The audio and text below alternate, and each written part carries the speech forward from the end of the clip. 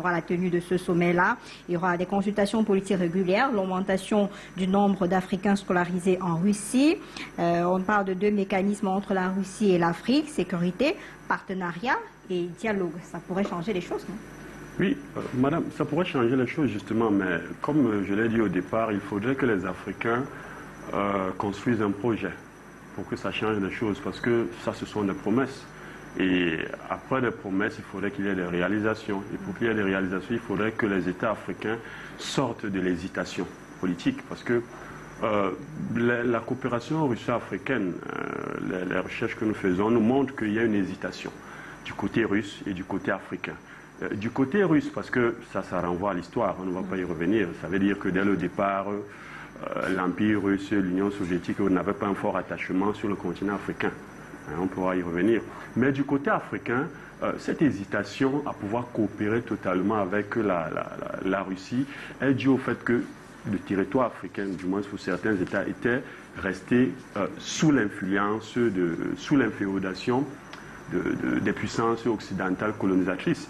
Même après les indépendances, il y a toujours ces stigmates-là au niveau des institutions, au niveau des pratiques sociales qui faisaient à ce que on n'arrivait pas toujours à se détacher de la métropole. Et comme on n'arrivait pas à se détacher de la métropole, on ne pouvait pas coopérer avec la Russie.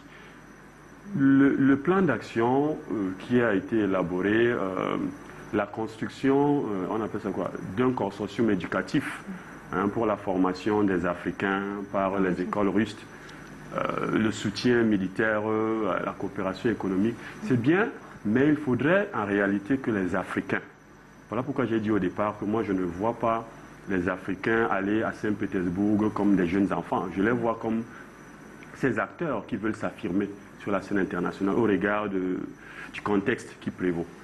Parce qu'il ne faut pas oublier que même si les chefs d'État qui sont en place sont un peu âgés, mais il y a quand même une jeunesse qui pousse au sein des États africains et ces gouvernants, peut-être âgés, comprennent.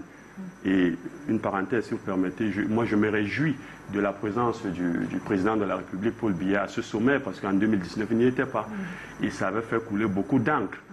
Surtout sur le positionnement de la Russie sur la scène internationale. Et j'avais lu des analyses qui montraient que le Cameroun, avec sa diplomatie, restait inféodé à la France.